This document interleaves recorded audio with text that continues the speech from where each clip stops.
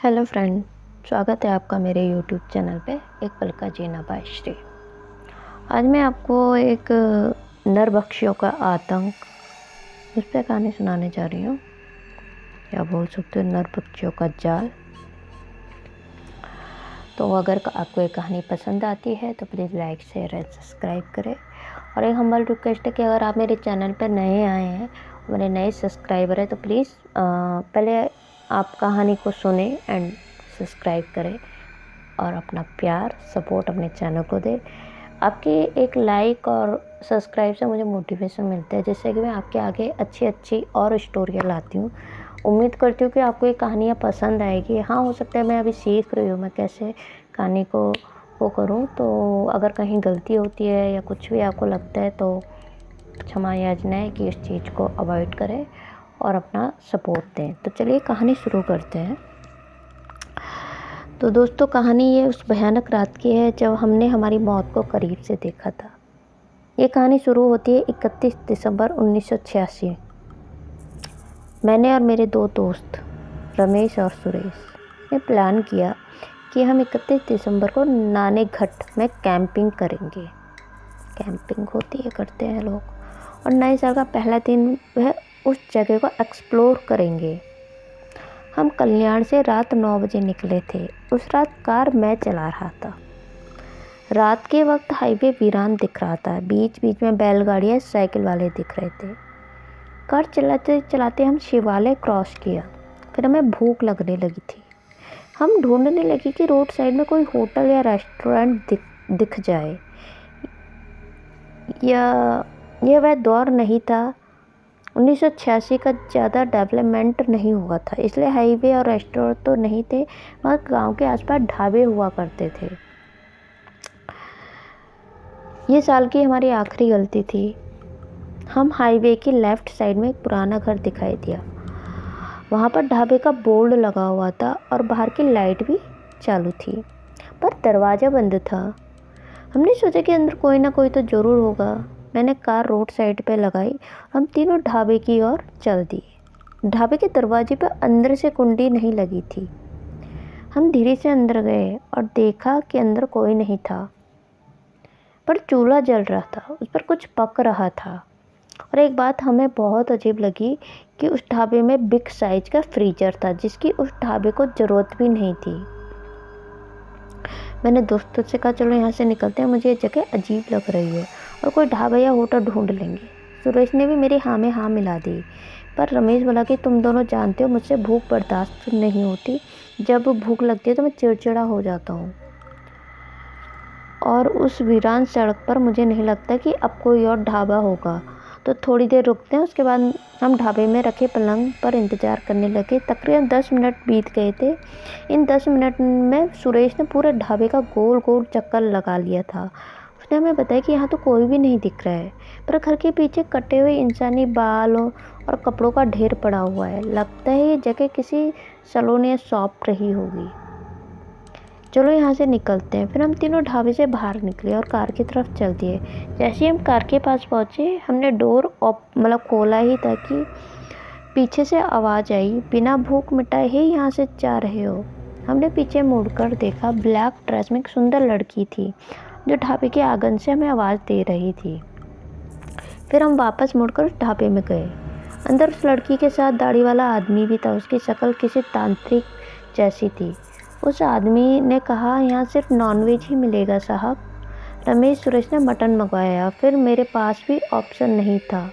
खाने का ऑर्डर देने के बाद हमने उस आदमी से कहा कि हम हमारी कार में बैठकर थोड़ी देर ड्रिंक करेंगे, उसके बाद आकर खाना खाएंगे। उसने कहा कि आप यहाँ बैठकर भी पी सकते हैं। फिर मैं गाड़ी से हमारे लिए ड्रिंक्स लेकर आया। ड्रिंक करते हुए उस आदमी से भी हमने थोड़ी बहुत बातचीत की। उसने खुद का नाम अजीरा और लड़के का नाम वसुंधरा बताया और कहा कि वह पास ही गांव में रहते हैं, बस समय बिताने, शौक़ पूरा करने के लिए ढाबा चलाते हैं। हमारे ड्रिंक ख़त्म करने तक टेबल पर हमारे लिए प्लेट लगा के रखी थी।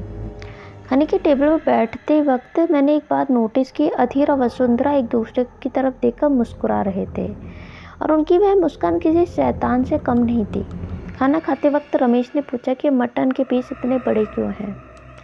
तो अधीरा ने अजीब सी आवाज़ में जवाब दिया कि बड़े टुकड़े खाने में मज़ा ही आता है, या हमेशा बड़े टुकड़े ही मिलते हैं या परोसे जाते हैं। हम खाना खाने और बातचीत करने व्यस्त हो गए। उस वक्त हम काफ़ी नशे में थे। तभी मैंने उन दोनों को जल्दी जल्दी ढाबे से बाहर जाते हुए देखा। अब बाहर उस समय नशे में था और ऊपर से उन पर ध्यान भी नहीं दिया और फिर उसी हंसी मजाक में बिजी हो गया। हम तीनों में सिर्फ सुरेश ड्रिंक नहीं करता था, इसलिए खाना ख़त्म करने के बाद मैंने सुरेश से कहा, तुम बिल दे आओ, हमें जल्दी निकलना है। फिर सुरेश अधीरा को ढूंढने लगा। ढाबे के आसपास चेक किया, पूरे ढाबे का गोल चक्कर लगाकर भी वह दोनों कहीं नहीं मिले। और फिर हम दोनों ने भी ढूंढा पर कोई फ़ायदा नहीं हुआ। इस बीच उस जगह का कहीं से धुआं आने लगा।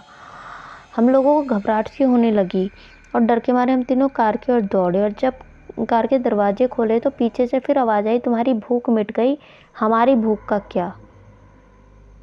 यह आवाज़ सुनते हम तीनों झट से पीछे मुड़कर देखा।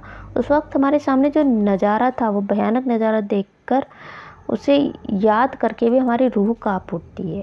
सामने खड़ी उस लड़की वसुंधरा के चेहरे पर खून लगा हुआ था और सबसे भयानक बात, उसके हाथ में कटा हुआ इंसान का सिर था जो उसने फ्रीजर से निकाला था। और वसुंधरा के बगल में अधीरा भी खड़ा था जो कि एक हैवान की तरह खून में नहाया हुआ था और उसके हाथ में कटा हुआ इंसानी हाथ था जिसे वह अपने दांतों से चबाकर किसी जानवर की तरह तोड़ तोड़ कर खा रहा था। ये सब देखकर डर के मारे हमारी तो हालत ख़राब हो गई। हम तीनों फट से गाड़ी में बैठकर गाड़ी स्टार्ट करने लगे, पर हमारी नज़र उन दोनों पर ही थी। वह हमारी तरफ तेज़ी से बढ़ रहे थे जैसे कि हम उनका शिकार हैं। उस वक्त बैड लक से हमारी गाड़ी स्टार्ट नहीं हो रही थी। वे दोनों हमारी कार के आसपास मंडराने लगे। वह शैतान गाड़ी के छत पर चढ़कर ज़ोर ज़ोर से कूदने लगा और वह चुड़ैल औरत गाड़ी के बोनट पर चढ़कर कांच के ऊपर मारने लगी। कांच बस टूटने ही वाला था। मैंने एक लंबी सांस ली और सांस भरी और दिल से हनुमान जी को याद किया। गाड़ी की चाबी घुमाई और गाड़ी स्टार्ट हो गई। मैंने गाड़ी यू टर्न मार के कल्याण की ओर भगाई। वे दोनों जानवरों की तरह गाड़ी का पीछा करने लगे थे। वह लड़की ज़ोर ज़ोर से चिल्ला रही थी और वह शैतान जानवर की तरह दहाड़ रहा था।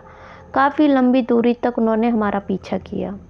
बाद में दोनों अचानक गायब हो गए। उस भयानक नज़ारे को देखने के बाद हम घर वापस लौट गए और सुबह तक रमेश के घर ही रुके और सुबह होते ही हम अपने अपने घर लौट आए। तो अगर आपको ये कहानी पसंद आती है तो लाइक शेयर एंड सब्सक्राइब करें। नरबख्शी होते हैं, वो कहते हैं ना मतलब होते हैं नरबख्शी भी, तो ये लोग भी, हम ये नहीं कहते पर हाँ होते हैं जो इंसानों को खाना खाते हैं, करते हैं। कई कहानी किस्से हैं इसके ऊपर भी। तो उम्मीद करती हूँ कि आपको ये कहानी पसंद आएगी और आप अपने चैनल को सपोर्ट करेंगे, सब्सक्राइब करेंगे। तो कहानी यहीं समाप्त होती है। कहते हैं ना, भगवान पे विश्वास करो तो चमत्कार भी होते हैं, और ये सही बात है। चाहे मैं हॉरर आपको सुना रही हूँ, बट मैं खुद इन चीज़ों को बिलीव करती हूँ, आध्यात्मिक उसमें, कि ये होता है। अगर भगवान है तो शैतान है, मैंने नकारूंगी नहीं। मैं ये कहती हूँ कि मैं इनको भी एक शक्ति के रूप में मानती हूँ, क्योंकि कई लोग होते हैं ना कि जब भगवान से वो करते हैं और वो चीज़ें उन्हें प्राप्त नहीं होती तो वो बुरी शक्तियों की आराधना शुरू कर देते हैं और उससे उन्हें मिल तो जाता है, पर जब वो शक्ति उनसे लेने पे आतुर होती है ना तो वो फिर ख़त्म करती है। तो कहने का मतलब ये है कि अगर तुम्हें कोई चीज़ प्राप्त नहीं हो रही है तो इसका मतलब ये नहीं है कि तुम बुरी चीज़ों का इस्तेमाल करो। तो thank you so much and शुभ रात्रि। धन्यवाद।